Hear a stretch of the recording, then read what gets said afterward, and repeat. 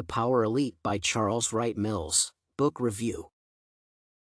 First, one wishes to summarize the abstract from The Power Elite by Charles Wright Mills, which directly deals with the topic of power in politics. The article concerns the research that the author conducted about American society and the interconnected interests of the leaders of the country's most influential domains: economic, political, and military. According to Mills, these spheres became more administrative and centralized, accumulating more influence than previously. For example, the economy is now dominated by no more than 300 corporations, most of which are connected and have shared interests. Similarly, the political order became consolidated and concerned with more aspects of life, whereas the military was converted into the branch of the government with the most financial investments.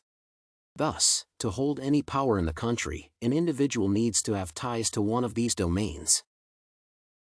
The research methods that the author seems to have employed include observation of the discussed domains over time.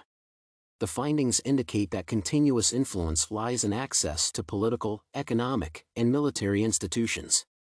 The author shows that this access is possible with the accumulation of wealth. However, capital does not necessarily translate into power if it is not connected to an influential organization.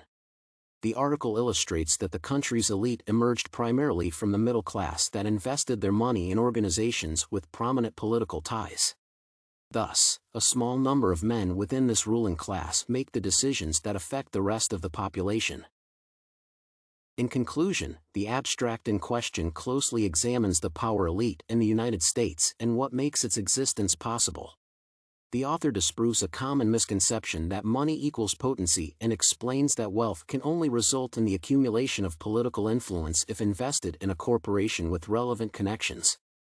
Overall, the centralization of economic, political, and military domains played the main role in the rise of the power elite in the United States.